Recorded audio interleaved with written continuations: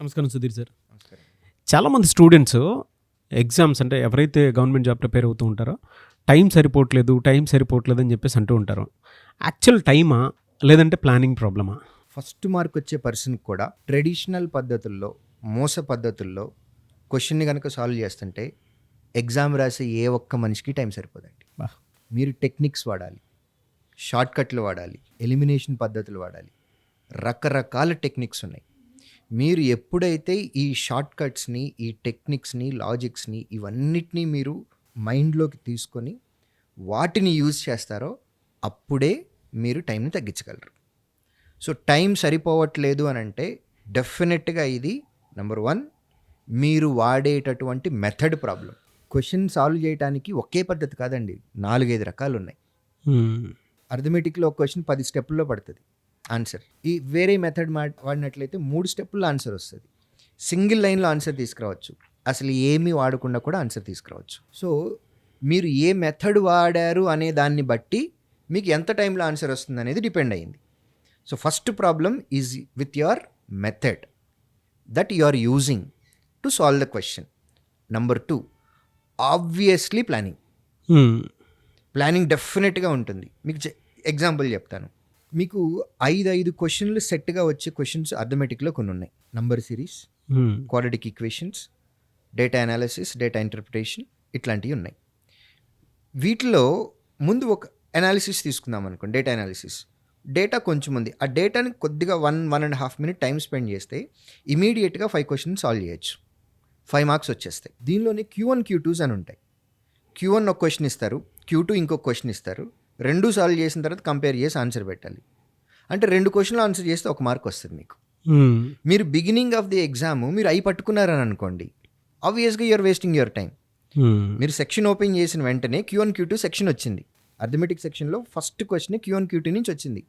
First question వచ్చింది కదా అని చెప్పి వదలకుండా టైం పట్టినా సరే అక్కడే సాల్వ్ చేస్తా కూర్చున్నారు అని అనుకోండి, లాస్ట్ క్వశ్చన్లు కనీసం మీకు చదవటానికి చూడటానికి కూడా టైం ఉండదు. So planning problem. ఎక్కువ క్వశ్చన్స్ ఎక్కడైతే టైం పడుతుంది అని మీకు అనిపించిందో నిర్మోహమాటంగా స్కిప్ చేయాలి. మనం ఎగ్జామినేషన్లో ప్రిలిమ్స్కి ఒక మెథడాలజీ వాడాలి, మెయిన్స్కి ఒక మెథడాలజీ వాడాలి. అది స్ట్రాటజీ అని అంటామండి. 35 క్వశ్చన్లు ఉన్నటువంటి ప్రిలిమ్స్ ఎగ్జామ్లో మీకు 6-7 రకాల క్వశ్చన్లు వస్తాయి. ఫస్ట్ 10 మినిట్స్లో మనకి సెక్షనల్ టైం కూడా ఉంది. ప్రిలిమ్స్లో అయితే 20 నిమిషాల టైం ఉంది.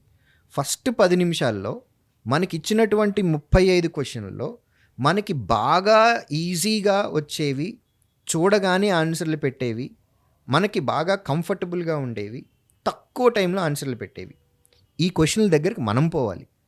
క్వశ్చన్ మన దగ్గరికి రాదు, మనమే క్వశ్చన్ దగ్గరికి వెళ్ళాలి. నంబర్ సిరీస్ జనరల్గా కన్వీనియంట్గా ఉంటాయి. 5 క్వశ్చన్స్ వస్తే కనుక 3-4 అవలీలగా ఈజీగా పెట్టేయచ్చు. ఒక క్వశ్చన్కో 2 క్వశ్చన్లకు కొంచెం టైం స్పెండ్ చేయాలి, బట్ స్టిల్ ఆన్సర్ గ్యారంటీ వస్తుంది. న్యూమరికల్ ఎబిలిటీ క్వశ్చన్స్ ఉన్నాయి. మీరు వాడే టెక్నిక్ని బట్టి ఒక్కొక్క క్వశ్చన్ని చూడగానే ఆన్సర్ కూడా పెట్టేయచ్చు. Q1 Q2s దగ్గరికి వెళ్తే టైం ఎక్కువ పట్టుద్ది, అనాలిసిస్ దగ్గరికి వెళ్తే టైం ఎక్కువ పట్టుద్ది. సో ఇట్లాంటివన్నీ సెకండ్ ఫేజ్లోకి తెచ్చుకోవాలి. సో ఆల్టుగెదర్ నేను చెప్పేది మీ ప్లానింగ్ ప్రాబ్లం. మీకు టైం సరిపోవట్లేదు అని అంటే మీ ప్లానింగ్ ప్రాబ్లం. ప్లాన్డ్గా వెళ్ళినట్లయితే వచ్చేస్తాయి. అవుట్ ఆఫ్ 35 క్వశ్చన్స్ 1-2 క్వశ్చన్స్ని మనం వదిలిపెట్టే ఛాన్సెస్ ఉన్నాయండి. ప్రాబ్లమే లేదు దానిలో. మనం వాడే మెథడ్ కనుక పర్ఫెక్ట్ మెథడ్ అయ్యి ఉంటే 35 కూడా తీసుకురావచ్చు. ఓకే. ఇప్పుడు శ్రీదేశీలో రూరల్ బ్యాంక్ ఎగ్జామ్స్లో, ప్రిలిమ్స్ ఎగ్జామ్స్లో 80 క్వశ్చన్స్ ఉంటాయండి. 80 అవుట్ ఆఫ్ 80 100 మందికి వచ్చినాయండి. 80 మార్క్స్కి 80 మార్క్స్ కొన్ని 100 మందికి వచ్చినాయి. అంటే ఏంటి, వాళ్ళ టెక్నిక్ ఉంది, ఆ టెక్నిక్ వాడారు, వాళ్ళకి వర్కౌట్ అయింది. బట్ సేమ్ ఎగ్జామ్ రాసిన వాళ్ళు, సేమ్ షిఫ్ట్లో రాసిన వాళ్ళు 40-45 మార్కులు వచ్చిన వాళ్ళు కూడా ఉన్నారు. సేమ్ టైమే ఇచ్చారు వాళ్ళకు కూడా, సేమ్ క్వశ్చన్సే వచ్చినాయి. ఒకే షిఫ్ట్ అంటున్నాను నేను. ఒకే షిఫ్ట్లో 80కి 80 వచ్చిన వాళ్ళు ఉన్నారు.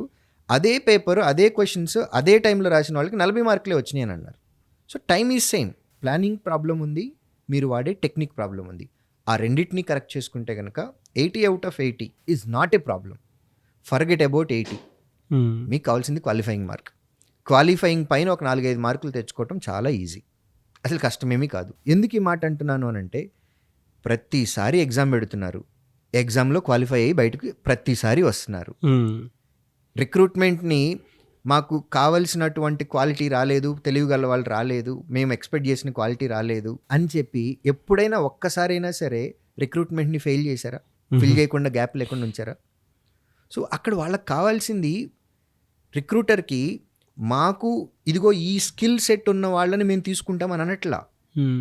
అప్లై చేసిన వాళ్ళల్లో బెటర్ క్యాండిడేట్స్ ఎవరైతే ఉన్నారో వాళ్ళని తీసుకుంటా ఉన్నాము అని అంటున్నారు. మీకు ప్రైవేట్ సెక్టర్ అయితే ఫర్ ఎగ్జాంపుల్ సిఎఫ్ఓకో సిఇఓ పోస్ట్కో రిక్రూట్మెంట్ పడింది, వాళ్ళు ప్రొఫైల్స్ చూసుకున్నప్పుడు they know what quality they need.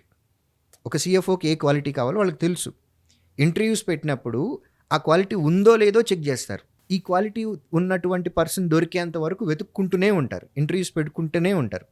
ఎప్పుడైతే రైట్ క్యాండిడేట్ దొరికారో అప్పుడే వాళ్ళు పుల్ చేసుకుంటారు.